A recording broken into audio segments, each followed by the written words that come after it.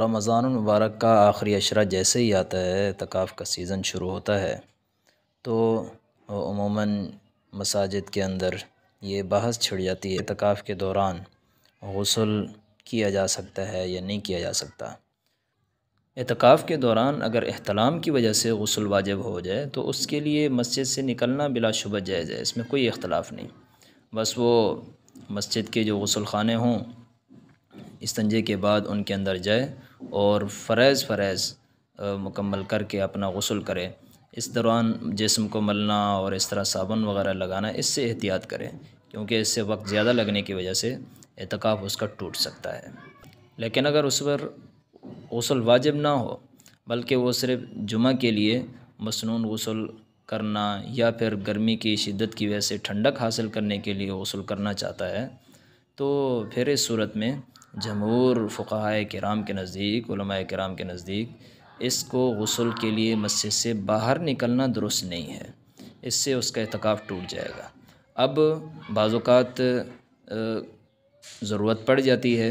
गर्मी की शिद्दत की वजह से, तो अब क्या किया जाए? तो इसके लिए चंद सूरतें हैं जिससे एतकाफ़ भी उसका बच जाएगा और गुस्ल भी उसके लिए मुमकिन हो जाएगा। नंबर 1 सूरत तो ये है कि जब इसको तबी तकाज़ा हो, तो उस वक़्त तबी तकाज़े के लिए, क़ज़ाए हाजत के लिए जब ये जाए, तो उससे फ़ारिग़ होने के बाद बजाय वज़ू करने के अटैच बाथरूम में या फिर वहाँ इंतज़ाम ना हो, तो वज़ू ख़ाने के ऊपर आकर वज़ू करने की बजाय ये चंद लोटे पानी के अपने जिस्म पर बहा ले,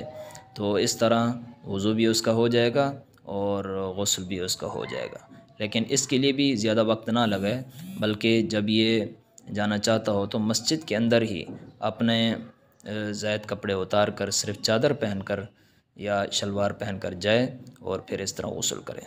तो इस तरह उसका एतकाफ़ नहीं टूटेगा। दूसरी सूरत ये है कि अगर वो मस्जिद में बैठकर इत्मीनान के साथ गुस्ल करना चाहता है, तो फिर मस्जिद के सहन के बिल्कुल आखिर में, जहाँ पर इसे लगता हो कि पानी बाहर की तरफ ही जाएगा,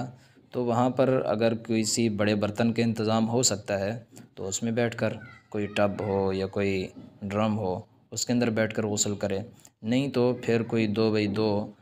की मीटर की प्लास्टिक शीट, शापर वग़ैरह का इंतज़ाम करे और उसके 3 अतराफ़ के अंदर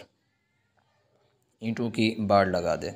ताकि पानी जो हो वो मस्जिद की तरफ ना आए बल्कि बाहर की तरफ जाए, और फिर वहाँ पर बैठकर ये गुस्ल कर ले, तो इस तरह भी उसका गुस्ल हो जाएगा और एतकाफ़ भी उसका नहीं टूटेगा।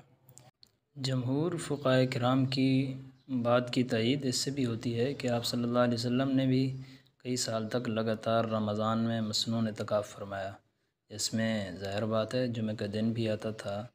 और एतकाफ़ के दौरान गर्मी का मौसम भी होता था, लेकिन इस दौरान आप सल्लल्लाहु अलैहि वसल्लम का वज़ू के लिए निकलना तो साबित है,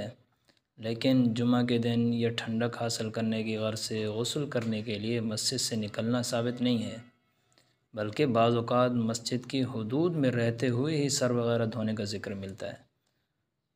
चुनांचे मुस्नद अहमद में हज़रत आयशा रज़ियल्लाहु तआला अन्हा से एक रिवायत नक़ल की गई है, जिसका हासिल यही है कि आप सल्लल्लाहु अलैहि वसल्लम एतकाफ़ की हालत में होते थे। आप अपने सर मुबारक को मेरी तरफ़ कर दिया करते थे और आप ख़ुद मस्जिद में रहते थे। मैं आपके सर में कंघी वग़ैरह कर दिया करती थी और आप सिर्फ़ ज़रूरत के वक़्त ही घर में दाख़िल होते थे जब वज़ू का इरादा करते। इस तरह दूसरी रिवायत भी ख़ुद मुस्नद अहमद ही में मौजूद है, उसमें भी यही मज़मून करीब करीब मनक़ूल है कि आप सल्लल्लाहु अलैहि वसल्लम एतकाफ़ की हालत में होते थे और घर में सिर्फ़ इंसानी हाजत के लिए ही दाख़िल होते थे और मैं आपका सर धो दिया करती थी